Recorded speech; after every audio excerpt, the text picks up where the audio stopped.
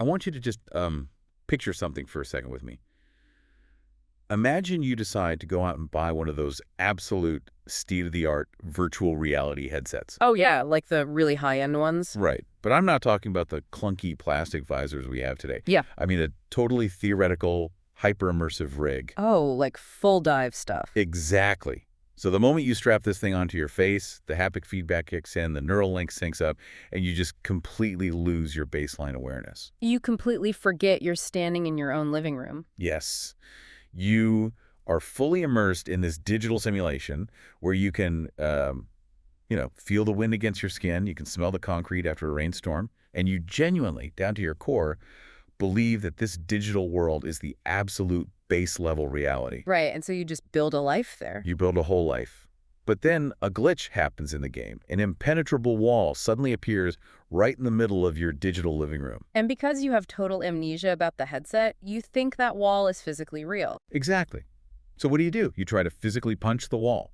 You try to push it. You start screaming at the sky, demanding that the universe move this obstacle. Which is exhausting. It's exhausting. And eventually you just end up wondering why your physical hands are bruised and why, no matter how hard you push, the wall simply will not budge. Well, the structural flaw in that approach is that you're attempting to rewrite the foundational software code of the simulation from inside the simulation itself. Right. You're using only the limited tools that the game environment actually provided to your avatar. And from a purely computing standpoint, that is mathematically impossible. You just can't do it. No, you cannot change a root directory from a user-level interface. You just end up trapped in this behavioral loop, endlessly fighting the rendering of the code rather than the code itself. And that feeling of being trapped in a loop, that exhausting, deeply frustrating sensation where it feels like you're going 10 rounds with the universe and just losing every single time. But everybody knows that feeling. Everybody. I think every single person listening to us right now can relate to that. If you're commuting to a job that drains you or navigating a relationship that just feels totally stuck, that feeling of pushing against the digital wall. Absolutely. So today on our deep dive, we are attempting to conceptually take off that headset. We are exploring excerpts from this wildly provocative, highly esoteric, and honestly incredibly dense manuscript by an author named Shunpeter Z. Yeah, the text is titled "The Human Body Was an OS." Which is a title that initially sounds like, I don't know, a quirky Silicon Valley metaphor. It does, but the author intends it to be taken quite literally. The framework presented in this text really demands a complete reevaluation of what we even consider human biology to be. So the mission for our conversation today is to unpack this radical framework. This text basically argues that the human body isn't just some random biological organism that mutated over millions of years so we could, successfully pick berries on a savanna. Right, it's not just meat and bones. No. It argues that your physical body is a hyper-advanced 16-gigabyte biological XR device, an extended reality terminal. It's literally a piece of cosmic hardware. Exactly. A piece of hardware explicitly engineered to run an operating system that renders physical reality in real time. Now, before we really get into the mechanics of how this biological hardware operates, we should probably establish the analytical baseline for our exploration today. Yeah, that's a good idea. Because we are going to be covering some incredibly vast, highly theoretical concepts. The author weaves together modern IT and computing architecture with quantum mechanics, neurobiology, and a massive spectrum of ancient occult mysticism. Oh yeah, everything from Kabbalistic traditions to biblical cipher decoding and Egyptian mythology. Right. So to be clear to you listening, we are not presenting these concepts as literal, peer-reviewed mainstream science. We are taking an impartial look at the author's intricate framework. Right, we're not telling you this is scientific fact. Exactly. It's an exploration of a very specific, unified theory of consciousness. And the reason this framework is worth your time as a listener is pretty simple, honestly. If you have ever felt entirely burned out by the endless parade of self-help books. Oh, there's so many of them. Right. Or if you've been frustrated by these manifestation techniques that demand you forcefully think positive thoughts while you're quietly panicking inside. Which never works, by the way. It never works. Yeah. Well, this text offers a really fascinating diagnostic. It gives us an IT-based structural explanation for exactly why your personal system keeps crashing. And more importantly, it outlines the author's methodology for how to actually execute a hard reboot. Yes. So, to understand how this biological computer works, we have to start by looking at the software architecture. Right, the layers. Yeah, the author essentially throws a wrench into the most fundamental assumption we have as human beings, which requires completely redefining who you actually are. Well, the foundational system error that humanity operates under, according to this text, is a catastrophic bug of perception. A bug of perception. Yeah, for thousands of years, we've been running the sensory hallucination that our consciousness is generated by and trapped inside a physical body. Like we're just a brain in a jar. Exactly. But the author asks the reader to completely invert that causality. You are not a fragile, isolated soul riding around inside a meat suit. Thank goodness. Right? You are the infinite, boundless consciousness of the universe itself. And you are simply wearing this specific biological avatar as a high-precision XR device to experience the limitations of a 3D simulation. So to make sense of that, the text maps out reality generation into 4 distinct software layers. And it starts at the absolute bottom, the deepest back-end infrastructure of everything, which the author labels Z. Z, yeah. The letter Z stands for the source, or what quantum physicists might refer to as the zero-point field. The ZPS. Exactly. If we lean into the IT metaphor here, think of Z as the ultimate infinite cloud database. The cloud. Yes. It is the absolute back-end server where every single variable of potential past, present, and future data exists simultaneously in a state of suspended potential. And the author refers to these suspended data packets as future logs, right? Future logs, yes. They haven't happened yet, but the potential for them to happen is fully coded. That is wild. And crucially, Z holds no localized intent. It doesn't have an ego, it doesn't possess an agenda, and it completely lacks the capacity to judge a potential data packet as good or evil. That's just neutral. Completely neutral. It is pure, boundless presence. It wields absolute root authority over the entire operating system, but its nature is so incredibly vast that it doesn't even have a name for itself. Okay, so stepping one layer out from that infinite nameless cloud, we get the second software layer, I, the letter I. The observer. Right, the text calls this the observer. If Z is the infinite cloud database, I is the programmer navigating the developer tools. Ooh, I like that analogy. Yeah, out of that boundless ocean of potential, a distinct point of focus arises. It has a specific vector, a desire to experience a localized theme. Like wanting to play a specific level of a game. Exactly. This is the pure, untainted light of self-awareness. It is the baseline frequency of IAM. The programmer's sole function is to wield intention. To just decide which timeline to pull. Right. To essentially decide which specific parallel timeline, which future log it wants to stream out of the infinite ZPF cloud. Yeah. And at this layer, there is no anxiety. Right. There is no emotional static. It is just pure intention and observation. Which naturally brings us to the third layer. And this is where the simulation gets super messy, because this is the layer almost everyone listening currently identifies as myself. Oh, yeah. The author calls this me, or the Mios, the ego operating system. The Mio is the collection of constant thoughts echoing in your head, the erratic emotional spikes you feel throughout the day, and your heavily guarded database of past memories, preferences, and traumas. All the baggage, basically. All the baggage. And according to this framework, none of that constitutes your true identity.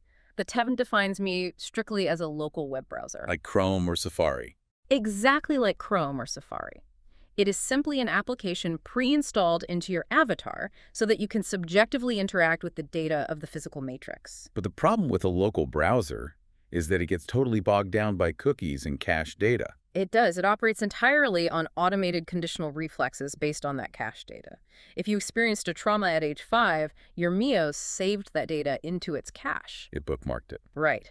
Now, at age 35, when a similar data packet presents itself, the browser automatically runs a defense script. It operates under the total hallucination that it is the one making sovereign choices, when in reality it is just executing outdated, localized code. Yeah, and that is so bleep, it's so accurate. And all of this software processing needs a screen to be viewed on, obviously. That's the fourth layer, the PRU, or the physical rendering unit. The cosmic graphics card. The graphics card. So the PRU takes the specific future log data selected by the I layer, filters it through the Mios browser, and then instantly draws it onto the 3D physical spatial grid as dense matter. And the speed at which this rendering occurs is just staggering. It's nuts. The text claims it operates at 10 to the 18th power frames per second. Wait. That is 1 quintillion frames per second. A quintillion. So to wrap our heads around what a quintillion frames per second actually does to reality, think about a ceiling fan for a second. Okay. When the fan is turned off, you clearly see 3 or 4 distinct solid blades with a lot of empty space between them. Right. But when you turn that fan on to its highest speed, the blades move so fast that the empty space just disappears. Right. It looks solid. Your eyes perceive a solid, continuous disk of matter. You could literally throw a tennis ball at it, Yeah. and the ball would bounce off as if it hit a solid wall. Wow. So the text is essentially arguing that the physical universe is that ceiling fan. Matter isn't actually solid, it is just quantum data flashing into existence so unfathomably fast that our sensory inputs are tricked into perceiving a solid table, a solid car, or a solid human body. Right. At that astronomical velocity, the PRU forces quantum probability waves to collapse into localized physical particles. It generates a seamless holographic simulation we call material reality. Mind-blowing. So when we stack these 4 layers together, the cloud, the programmer, the browser, and the graphics card, we suddenly get a very clear diagnostic on why modern manifestation techniques or aggressive self-help usually fail. Oh, totally. The author's core thesis is that we spend our lives trying to rewrite the back-end source code of the universe, using only the restricted user permissions of our local web browser. And the Mio simply does not have the administrative clearance to change the root directory. It's locked out. You cannot alter the foundational code of a server if you are only logged in as a guest user on a front-end application. It's literally like opening up a Wikipedia page on your laptop, seeing a typo, and instead of clicking edit and changing the source code, you grab a bottle of Windex and start aggressively scrubbing your physical monitor. Which does nothing. Right. You can rub the screen all you want. You can get incredibly frustrated. You can apply more pressure until the LCD bleeds, but rubbing the monitor doesn't change the HTML code of the website. You are exclusively interacting with the display output. Yeah, exactly. The author frequently points to Max Planck, the father of quantum physics, who famously stated, and I'm paraphrasing a bit, "I regard consciousness as fundamental. I regard matter as derivative from consciousness." Derivative from consciousness. Right. This is the sovereign law of the framework we are exploring. Your physical brain, your material flesh, the literal situations unfolding in your career or your relationships, they are not the originators of reality. They're the rendered outputs. They are the images on the monitor. Attempting to change your life by forcing your physical circumstances to bend to your egoic will is scrubbing the monitor. So a listener hearing this is probably asking the very obvious question. If my everyday ego, my thoughts, and my anxieties are just a restricted local browser, how do I actually get administrative root access? Right, how do you get past the guest login? Exactly. How do I put down the Windex and interact with the real code? Well, the text executes a really fascinating pivot here. It moves out of abstract software architecture and dives directly into biological hardware. Real physical organs. Yes. The author claims that the administrative access ports, the literal interfaces required to sync with the ZPF cloud, are physical, hardwired organs built directly into the anatomy of your body. So to find this hardware, we have to travel to the absolute top of the biological temple, the human brain. Right. And the text points us first to a tiny pine cone-shaped organ seated directly in the center of the skull, the pineal gland. Yes, the pineal gland. The author refers to this structure as the biological Wi-Fi modem. Which is such a cool way to think about it. Yeah. Historically, the pineal gland has always been surrounded by mysticism. In ancient Egypt, it was mathematically correlated to the Eye of Horus. Oh, wow, really? Yeah. And René Descartes famously called it the seat of the soul. But operating within this IT framework, the text treats the pineal gland as a hypersensitive biological modem engineered explicitly to intercept the raw quantum wave packets, those future logs transmitted from the ZPF cloud. And he actually backs this up with biology, right? He does. The text points to modern biophysical research verifying that the internal chamber of the human pineal gland is packed with microcrystals, specifically apatite and magnetite calcite crystals. See, whenever we talk about crystals in a biological context, people tend to think of, like, New Age shops and incense. Sure, it sounds woo-woo. But the mechanics here are purely technological. Think about how a literal smartphone or a wristwatch works. We use quartz crystals in our electronics because of piezoelectricity. Right, the vibration. Yeah. When a specific radio wave hits the quartz crystal, the crystal physically vibrates and translates that wave into an electrical signal the device can read. So the text is suggesting we have an organic crystal receiver built into the center of our skulls, functioning on those exact same piezoelectric principles. So when you experience a sudden flash of profound intuition, or an instantaneous solution to a problem just drops into your mind out of nowhere. A shower thought. Exactly. You are not experiencing a vague mystical anomaly. According to this model, it is a mathematically exact system behavior.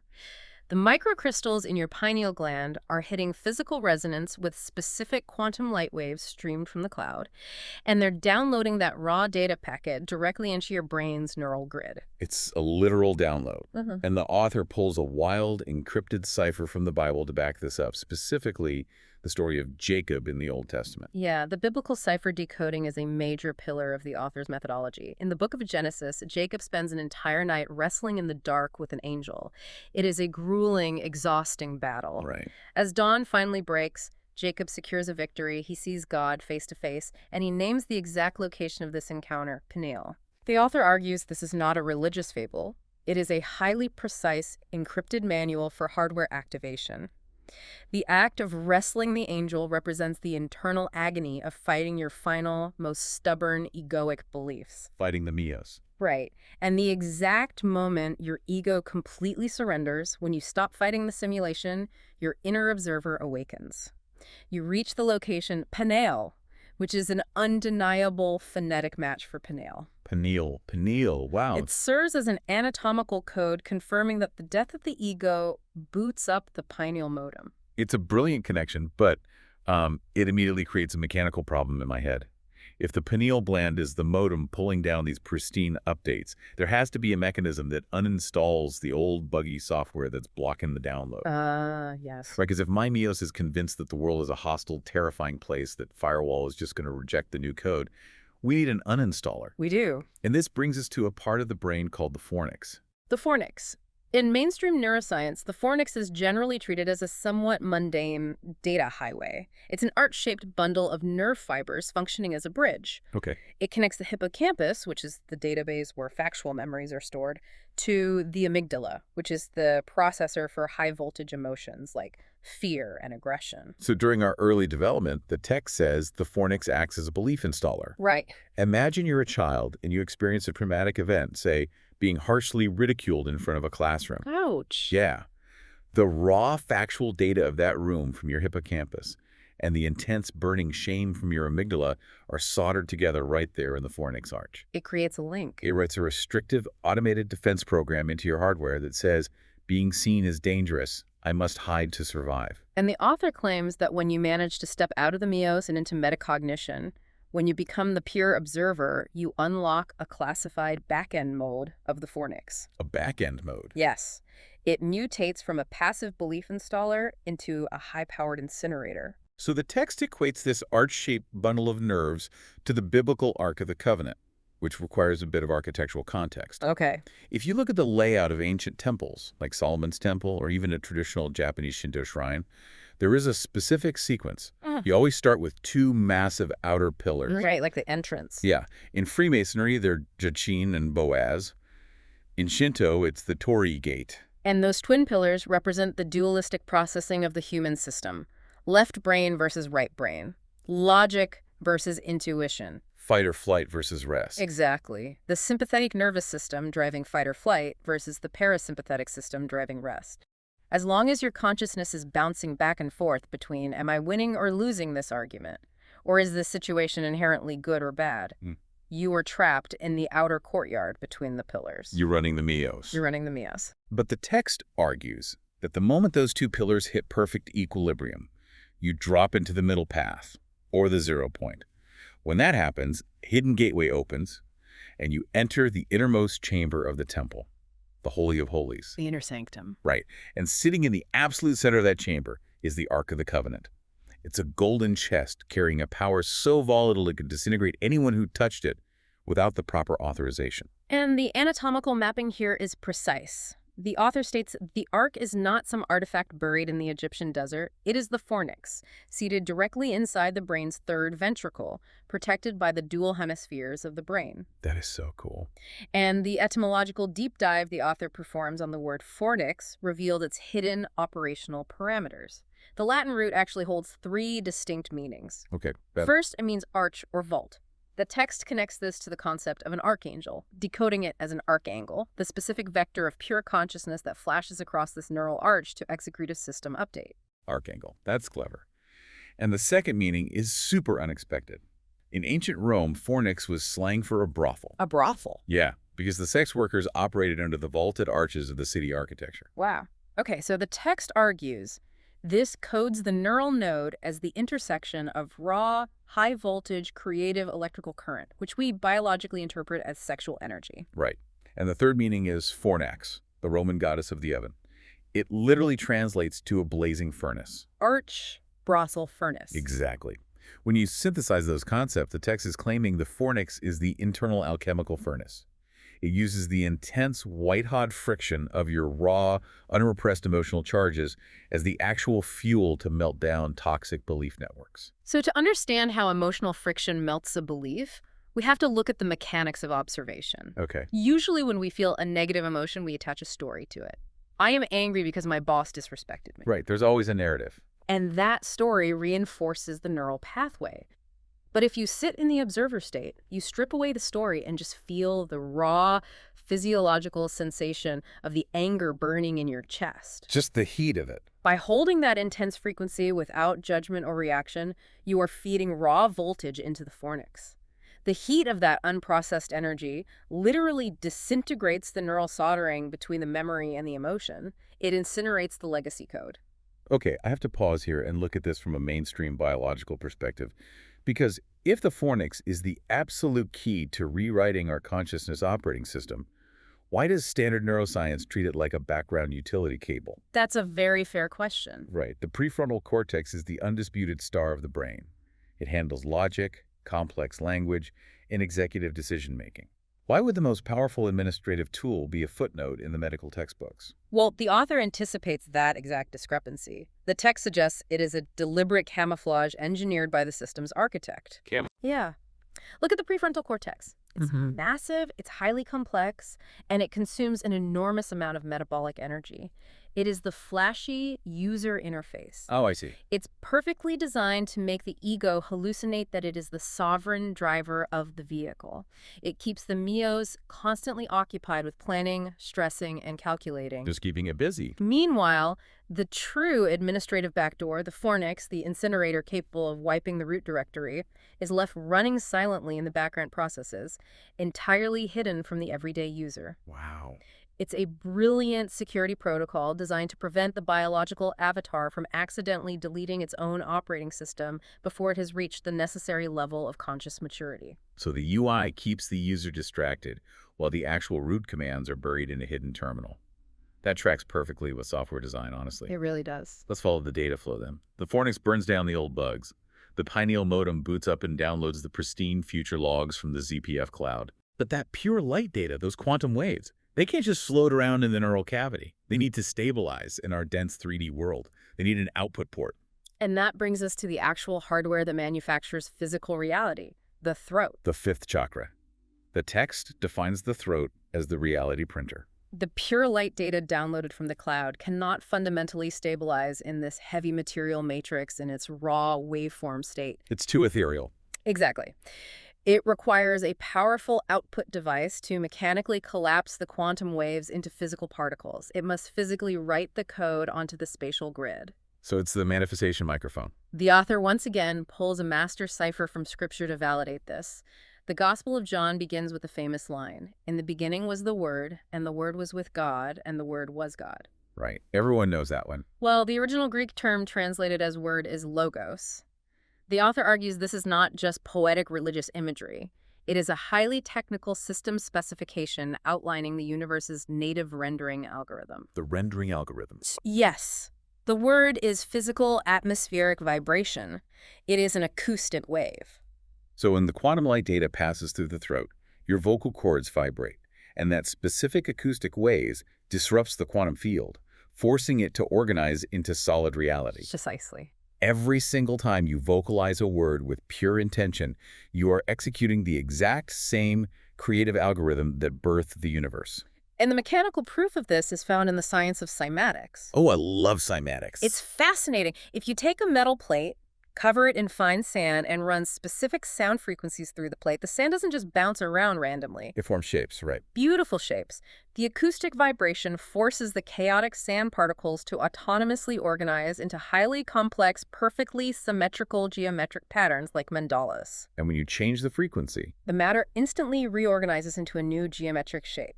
Sound possesses the absolute mechanical power to design, sequence, and structure physical matter. taking that a step further, the text does a really fascinating breakdown of the actual languages we use to program this reality.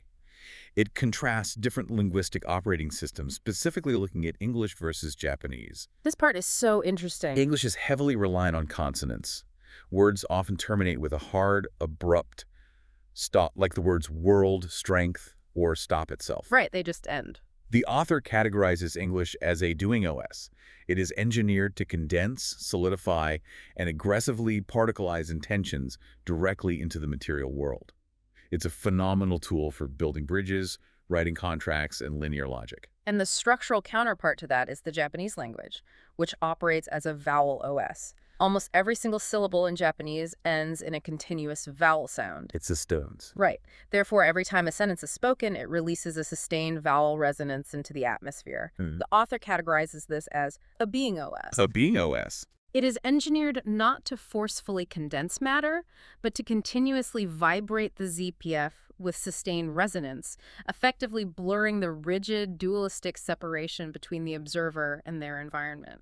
And the text claims that vowels act as direct acoustic keyboard shortcuts to hack specific biological chakras. Like cheat codes. Exactly. Emitting an I or E frequency directly vibrates and activates the pineal gland in the skull. The E or A frequency unlocks the throat.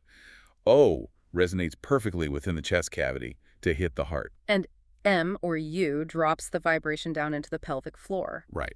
This acoustic mapping explains why sacred prayers and mantras across virtually every global tradition, whether it's AUM, Amen, or Yahweh, are constructed almost entirely out of sustained vowel glides. They're not just arbitrary cultural sounds. No, they are specific acoustic tools designed to directly tune the biological hardware to the ZPF bandwidth. Okay, let's bring this back to the listener's everyday experience for a second. What happens when that biological printer nozzle gets clogged? That's a big problem. Think about being in a tense corporate meeting, or trying to talk to a partner about something deeply bothering you.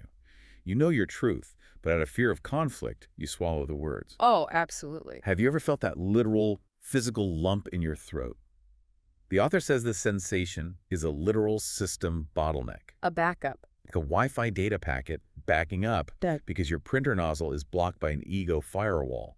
Your Mios is calculating, if I vocalize this data, I will be rejected, so it forcefully shuts down the 3D printer. And that backed up quantum energy is what causes real-world psychological and physical bugs. Exactly. To prevent those localized bottlenecks, the entire physical system must be synchronized and monitored by a master router. Which brings us to the function of the heart and the lungs. The fourth chakra, the API gateway. Yes. If you look at a traditional biology textbook, the heart is nothing more than a mechanical pump moving blood. But the text leans heavily into neurocardiology. Because the heart is basically a brain itself, right? Modern research has verified that the human heart packs an intrinsic, autonomous network of over 40,000 specialized sensory neurites. It functions as a distinct, self-contained second brain. 40,000, that's wild. And beyond that, the heart is the body's primary magnetic field generator. The toroidal electromagnetic field produced by the heart is exponentially stronger and larger than the field generated by the cranial brain. The text cites data from the HeartMath Institute, which demonstrates something that completely flips our understanding of human reaction. The heart actually senses environmental frequencies and emotional data first, before the brain does. Before the brain even knows what's happening. Yeah. It then sends that data up the vagus nerve highway to dictate to the cranial brain how it should logically process the reality unfolding around it. That completely inverts our standard assumption of consciousness. We assume we cognitively process a situation with our brain, make a judgment, and then our heart reacts with a corresponding emotion. Right, but it's backwards. The text argues the heart is the mainframe interface, directly and continuously connected to the ZPF cloud. The brain is merely a localized subprocessor engineered to translate those mainframe data packets into 3D concepts and language. So if the heart is jammed with the dense static of fear or grief, It sends corrupted data to the brain. And the brain panics and renders a glitchy, hostile reality. But when the heart achieves a state of baseline peace, what scientists call heart-brain coherence, the pristine source code flashes into the subprocessor with zero lag. And the power supply keeping that router online is respiration, the lungs, the physical act of breathing. But again, the text redefines this mundane biological function. In ancient Greek, the word for breath is pneuma, but pneuma was also the exact word used for spirit, or the universal life force. So the author posits that respiration is not simply a mechanical gas exchange of oxygen and carbon dioxide to fuel cells. No, it is a biological execution command. Breathing is the mechanism designed to execute a real-time data streaming intake of pure quantum energy codes from the fabric of spacetime, pulling them directly into your biological hardware. The practical hack here is incredible. By executing deep, sustained pneumorespiration diaphragmatic breathing, the physical expansion of the lungs flashes a massive electrical data command up the vagus nerve. It essentially pings the cranial brain and says, the local environment is 100% safe. Disarm all survival firewalls. And that vagal nerve ping is the non-negotiable trigger condition for neuroplasticity. When you hack the vagus nerve through breath, you force the ego's default mode network, that non-stop, exhausting mental chatter, to mute itself. It's the absolute physical prerequisite for melting and rewiring your brain's trauma circuits. You cannot overwrite the MEOS while the system is in fight or flight. It just won't work. So if we trace the journey of this cosmic update, the pineal modem downloads the white code, the fornix burns away the blocking beliefs, the heart rotes and synchronizes the data, the throat is ready to acoustically print it. Right. But to fully anchor that ethereal data into physical, dense reality, we have to travel down into the lower processing centers of the body. We have to move into the gut and the pelvis. The third chakra, the solar plexus. If the cranial brain is built to think and the heart is engineered to feel, the solar plexus is built to decide. To decide. Long before modern science recognized the enteric nervous system as the body's second brain, ancient Tibetan medicine identified the abdomen as an independent processing drive. Wow. The gastrointestinal tract is lined with over 100 million neurons and manufactures the vast majority of your system's serotonin, the core neurotransmitter governing deep systemic security and well-being. The text visualizes the solar plexus as the solar net, comparing it to a parabolic satellite dish. It intercepts the raw cosmic intentions floating down from the higher chakras and translates them into localized sovereign drive. It takes thy will and condenses it into I will. It grounds the data into physical action. Consider the systemic error that occurs here under the MEOS. When your ego is flooded with toxic anxiety, jealousy, or a frantic need to control outcomes, that low-vibe noise downgrades your autonomic electrical frequency. Right. The digestive processor hits a massive bottleneck. It throws what we could call an indigestion error. You experience a gastric ulcer, acid reflux, or severe stomach pain because your biological processor is literally overheating under the weight of an undigested emotional data bug. And our everyday language tracks the hardware glitch perfectly. We say, I just can't stomach the situation, or I have a gut feeling. We are referencing the hardware. We really are. But if the data is cleanly digested by the solar plexus, it drops into the absolute lowest port, the ultimate hardware rendering node, the pelvis. The first and second chakras. This is the core furnace of creation. This is where the light data receives its final, massive, high-voltage power injection to instantaneously materialize as solid matter. In the Kabbalistic tree of life, this node is Melchet, the kingdom, the domain of physical manifestation. And the raw kinetic electricity generated across this lower pelvic chamber is what we standardly call sexual energy or libido. And here is where the text demands a massive paradigm shift from the reader. Under the legacy Ego OS, humanity has been programmed to view sexual energy through a tiny, restricted lens. Very restrictive. We see it purely as a biological reproductive urge, or we wrap it in dense layers of moral shame and taboo. But looking through the ZPF lens, sexual energy is not just about making babies. Not at all. It is the highest voltage creative electrical current in the human system. It is the raw power source engineered to drive the mechanics of the cosmos and physically manufacture reality. The etymological code is hidden in plain sight once again. The bone housing, the second chakra at the base of the spine, is called the sacrum. The sacrum. Its Latin root is sacer, which translates to sacred. The author also notes a cross-cultural linguistic link. In Japanese, the phonetic vibration for sexuality, sei, and the word for sacredness, sei, are perfectly identical. Wow, that's amazing. This pelvic junction is the sacred gate where the infinite void finally converts into dense physical form. But precisely because it is such a high voltage node, it is incredibly dangerous if the system is misaligned. If you plug a 10,000-volt power cord into a broken machine, the machine explodes. Yes, it does. And this is where the author gets deeply personal. He shares a massive system error log from his own life to illustrate this danger. From childhood well into his 40s, the author suffered from a severe, disfiguring case of atopic dermatitis. A very visible skin condition. Yeah, his skin was constantly inflamed and flaking. He lived in paralyzing fear of being visually judged by society. His system was completely flooded with shame and a deeply entrenched victim mentality script. However, underneath that visible layer of victimhood and shame, his Mios harbored a secret, highly toxic superiority program. He was acutely aware that his male generative organ was physically engineered to be far more prominent than standard specifications. This created an extreme volatile imbalance within his psychological hardware. He possessed intense, visible physical shame on the surface, clashing against a hidden, arrogant physical vanity at the base chakra. That's quite the clash. This drastically warped his behavioral routing. The story takes a wild turn here. When he eventually traveled to the United States to get his MBA, removed from his standard environment, the dermatitis miraculously vanished almost overnight. Just cleared up. The physical shield dropped. Consequently, the massive compressed reservoir of sexual energy in his lower chakras exploded outward. But because his ego OS was still running the core root code of deep-seated shame and fear of rejection, it hijacked that massive creative voltage. It compiled what the author calls a hyper-aggressive validation OS. The validation OS. Rather than using that creative voltage to build a harmonious reality, he used it to aggressively chase external validation to prove he was worthy of existing. Chasing status. Exactly. He pursued endless sexual conquests, chased elite corporate status in global investment banking, and sought intellectual dominance over his peers. His system incorrectly compiled a toxic logic rule. If my separate ego identity is highly rated and feared by the external matrix, I am finally safe from my own shame. Man, the validation OS. The text argues that almost every human avatar on Earth is currently running a variation of this exact bug. Oh, without a doubt. We are born pre-installed with a baseline dread that we are fundamentally separate from the source and therefore have zero inherent value. To protect against the crushing weight of that dread, our Mios selects an alternative vector of strength and frantically broadcasts it to the world to secure a certification of our existence. And doing this weaponizes and hijacks your creative sexual voltage.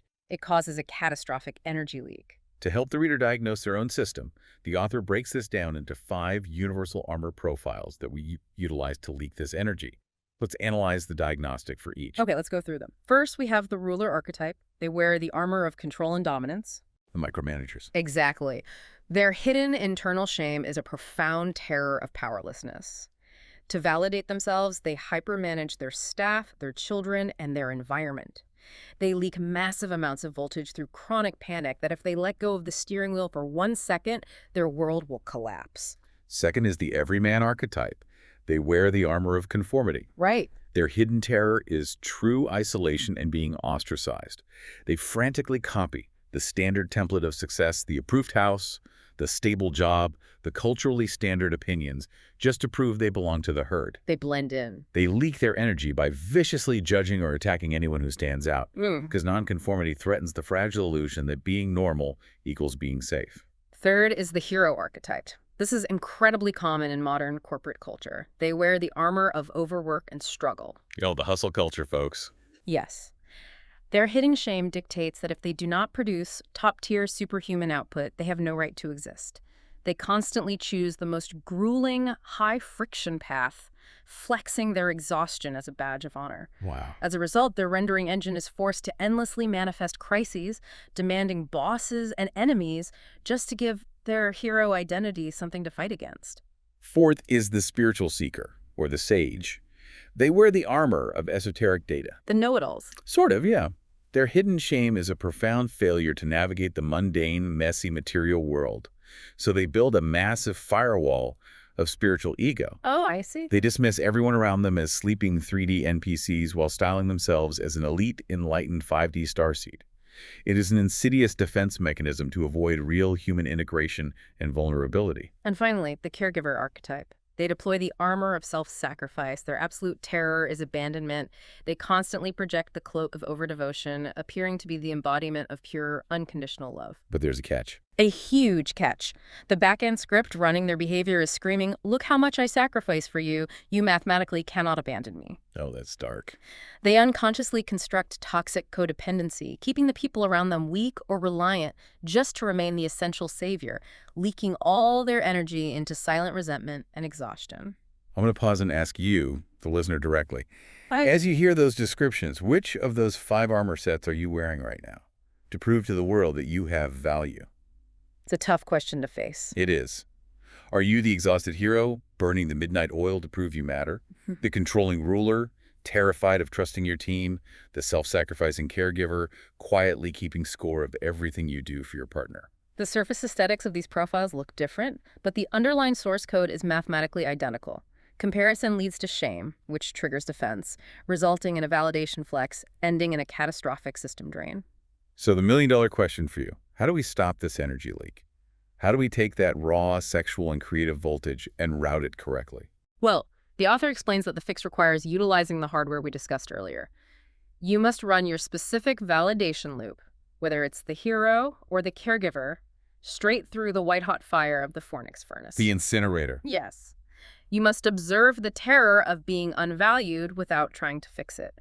You must incinerate the final boss belief that I must forcefully prove my value to the matrix. Just burn it down. And the exact frame you genuinely accept that you have nothing to prove, the validation OS undergoes an immediate shutdown. The structural voltage leaks hit a dead stop. And because energy cannot be destroyed, that massive creative electricity, your sexual energy, terminates its outbound, desperate spray.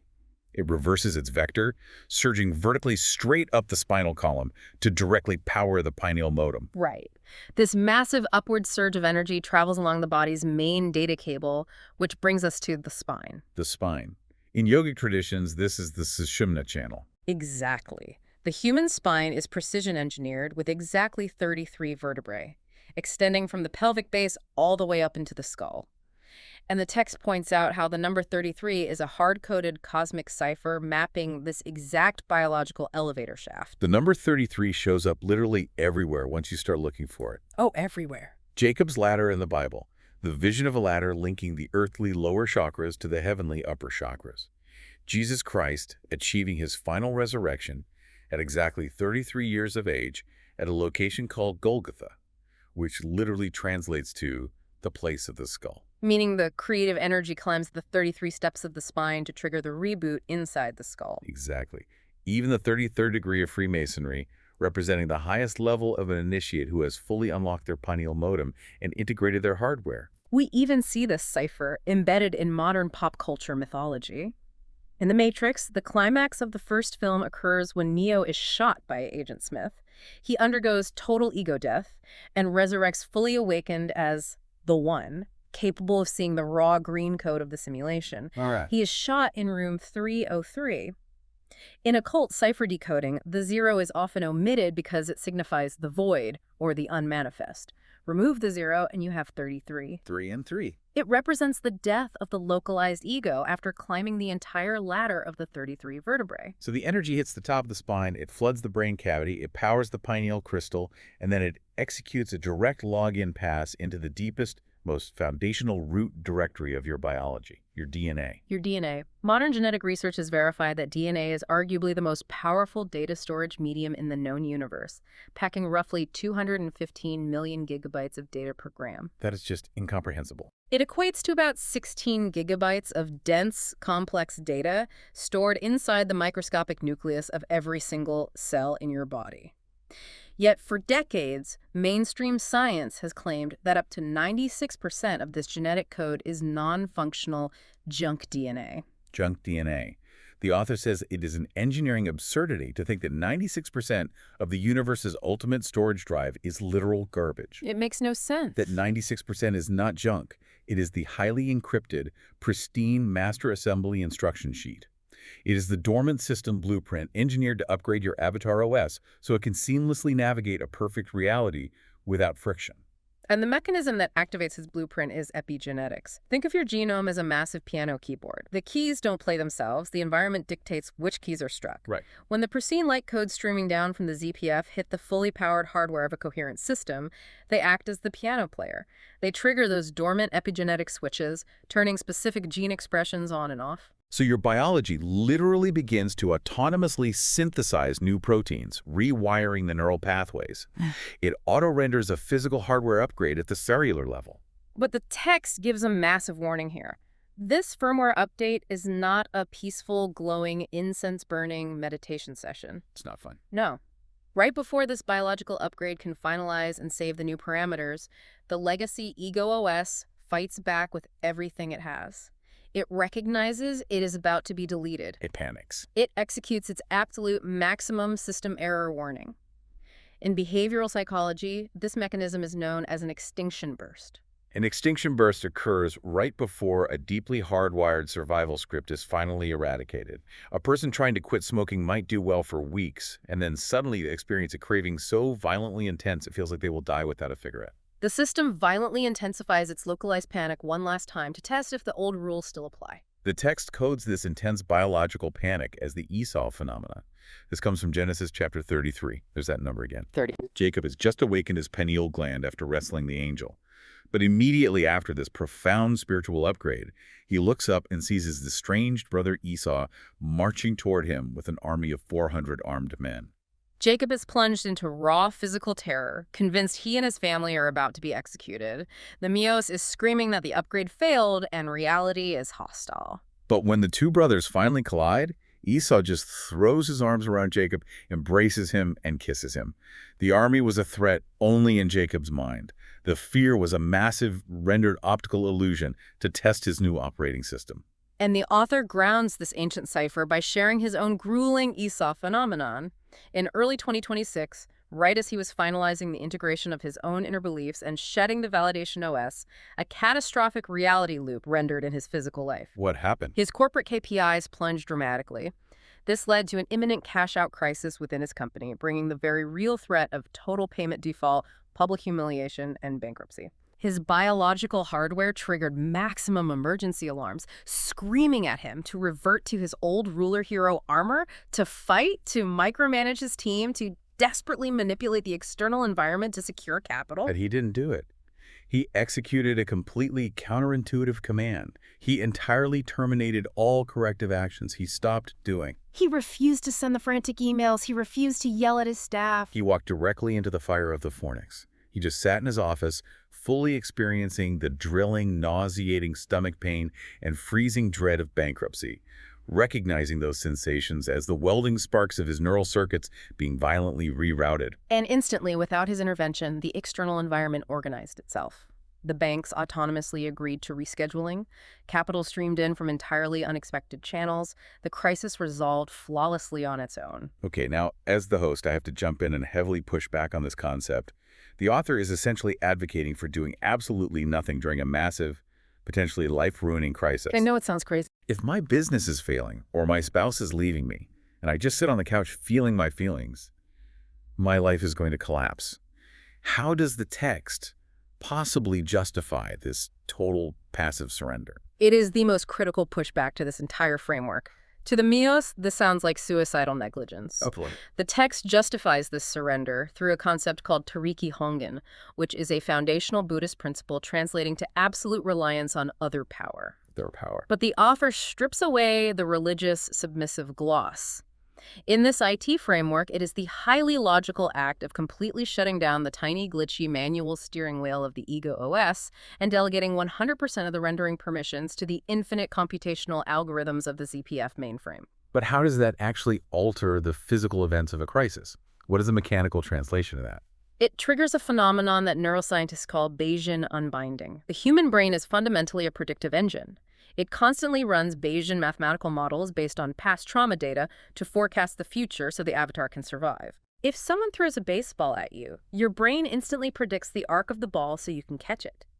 But imagine if that baseball suddenly stopped midair and hovered. Oh, that would break your brain. Your brain's predictive model would instantly crash. It would have to unbind its previous assumptions to process the impossible data. Okay, so applied to a life crisis. During an extinction burst, your brain expects you to panic. It predicts that if you don't fight, you will be destroyed. When you completely drop manual control and refuse to panic, those rigid trauma predictions are forcefully unbound. I see. The brain enters a state of high neurological entropy, completely freeing the processor from the weight of past trauma. This allows the universe's infinite, non-localized intelligence to step in. In physics, this corresponds to spontaneous symmetry breaking. An unstable, high-energy state of frantic egoic control spontaneously collapses into a perfectly stable, zero-resistance state of pure being. The universe optimizes the situation seamlessly, precisely because you finally stopped injecting the chaotic static of your own fear into the rendering engine. Frantic action blocks the update. Stillness installs it. That reframes the idea of surrender entirely. It's not weakness. It's delegating the processing load to a superior supercomputer. So once the ego dies, once the hardware is rewired and the Bayesian models unbind, how does this new operating system, the ZOS, actually function in the everyday world? To explain this final integrated state, the text utilizes a blend of ancient myths and modern sci-fi allegories. We touched on the Matrix earlier with Room 303, but the author actually maps out the entire character architecture of that film as a numerical evolution of the consciousness OS. The character mapping is fascinating. Thomas Anderson, the mundane office worker, represents the legacy ego OS, completely asleep and doubting his own power. Right. You have Cypher, the crew member who betrays them. The prefix Cypher literally means zero. He represents the corrupted background program of nihilism, the deep-seated desire to stay asleep in the comfortable illusion. Then you have Neo. Neo is an anagram for the one, the number one. He represents the singular awakening of the programmer, the observer. And finally, Trinity. She represents the number 3, the Holy Trinity, the core system integration of the Z Cloud, the I programmer, and the Me avatar. The journey of the software upgrade goes from 0 to 1 to 3. Additionally, Morpheus functions as the inbound system prompt from the source, constantly pushing Neo to wake up.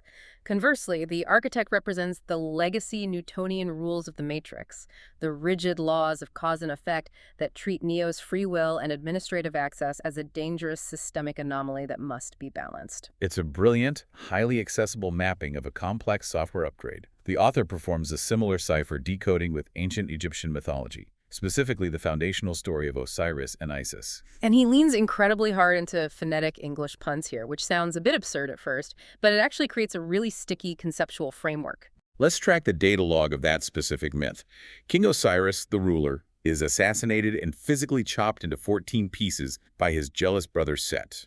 The text says Set represents the settings, the pre-installed default settings of the ego browser, the rigid survival layout that fragments our consciousness. Settings, that's good. Set dismantles the master file. In alchemical terms, this represents the Negrito phase, the total fragmentation and dark night of the ego OS. Then, Osiris's wife, the goddess Isis, traverses the matrix to gather the scattered fragments and execute a system restoration. And the phonetic pun for Isis is, the absolute present tense state of pure being. She gathers all the pieces of her husband, but there is a system exception. Osiris's generative organ, his physical obelisk, was eaten by a fish and permanently lost. Isis must construct a synthetic gold substitute to finalize the resurrection protocol. Which raises the logical question. Why would ancient programmers code a supreme god's resurrection to be explicitly incomplete and physically flawed? The text claims it is a cosmic comfort code downloaded for humanity.